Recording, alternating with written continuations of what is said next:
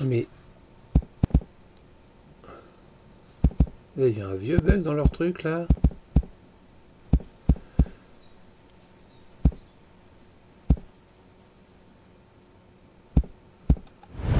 Le Code pénal.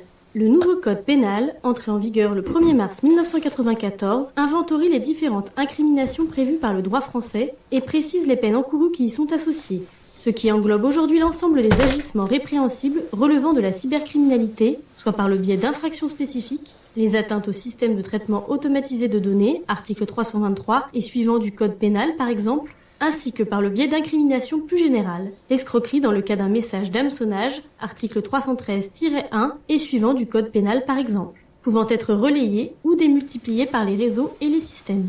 C'est sur ce code, ainsi que sur le code de procédure pénale qu'une autorité judiciaire, procureur de la République, juge d'instruction, va s'appuyer pour engager des poursuites à l'encontre du ou des auteurs supposés d'une cybermalveillance.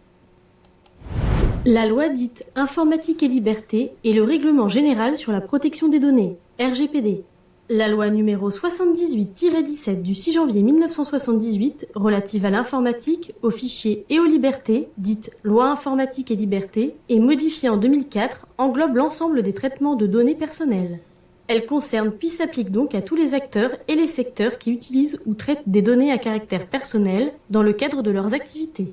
Autorité administrative indépendante, la Commission nationale de l'informatique et des libertés, CNIL, est chargée de veiller à son application ainsi qu'à son respect.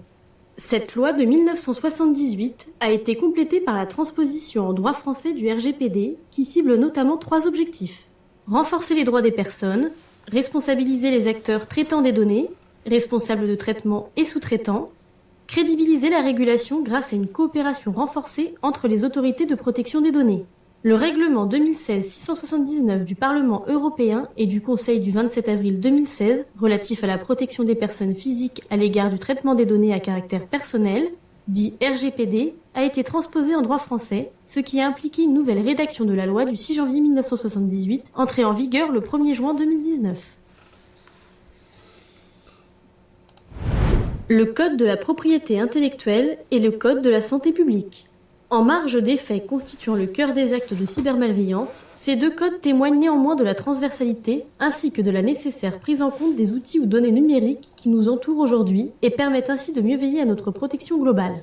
Le Code de la propriété intellectuelle, dont la dernière version date de 2021, regroupe les textes régissant la propriété industrielle ainsi que la propriété littéraire et artistique. Ces dispositions relatives aux droits d'auteur, transposables à la programmation ou à la production de bases de données, peuvent servir de base légale pour définir et sanctionner certains types de cybermalveillance, par exemple lors du piratage et de la réutilisation frauduleuse d'un logiciel ou d'une base de données.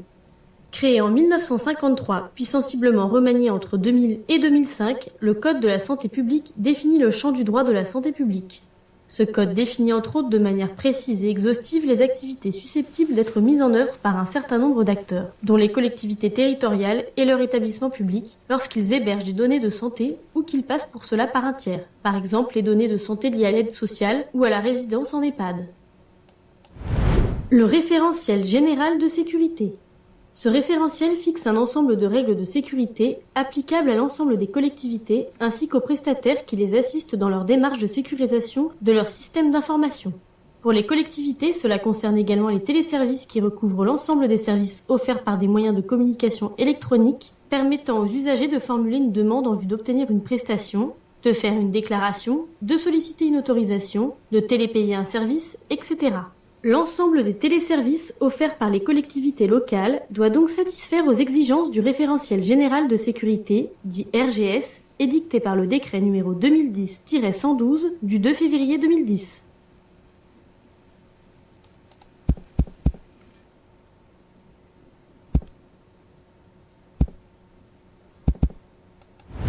La stratégie nationale pour la sécurité du numérique. La stratégie nationale pour la sécurité du numérique, dévoilée le 16 octobre 2015, est destinée à accompagner la transition numérique de la société française. Cette stratégie a fait l'objet de travaux interministériels coordonnés par l'ANSSI. Ces objectifs ont été consolidés par la secrétaire d'État chargée du numérique et le secrétaire général de la Défense et de la Sécurité nationale. Elle répond aux nouveaux enjeux nés des évolutions des usages numériques et des menaces qui y sont liées avec 5 objectifs. Garantir la souveraineté nationale, apporter une réponse forte contre les actes de cybermalveillance, informer le grand public, faire de la sécurité numérique un avantage concurrentiel pour les entreprises françaises et renforcer la voix de la France à l'international. La bonne blague. La revue stratégique de cyberdéfense. Confiée par le Premier ministre au secrétaire général de la Défense et de la Sécurité nationale, la revue stratégique de cyberdéfense marque le début d'une stratégie de cyberdéfense fondée sur le durcissement de la protection des systèmes informatiques de l'État et des organismes d'importance vitale, ainsi que le renforcement de la sécurité numérique pour les citoyens, les institutions et l'ensemble des acteurs qui participent du dynamisme économique, industriel, social et culturel de notre pays. Elle a été publiée en mars 2018. La politique de sécurité des systèmes d'information de l'État, PSSIE.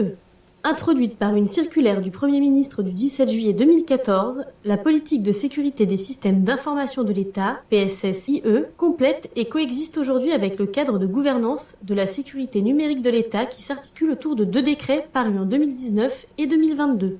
Son objectif principal est de renforcer la prise en compte du risque numérique dans la mise en œuvre et l'exploitation des systèmes d'information et de communication de l'État par les ministères et les établissements publics d'État. Bravo, vous avez suivi et terminé les 3 modules de la e-sensibilisation. Je vais avoir un quiz là. Vous pouvez rejouer la cybersécurité, mieux connaître les acteurs nationaux et les textes de référence. Ah, c'est Cliquez pas fini, sur la ça séquence Bah, acteurs institutionnels. je l'ai fait tout à l'heure ça. Cette dernière séquence a pour objectif de vous présenter les... En effet, Passez votre souris sur l'émission pour en découvrir le contenu. Je l'ai fait tout à l'heure. Mais...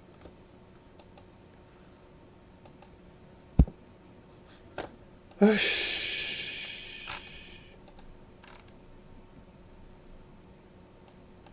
le quiz, putain. Ah.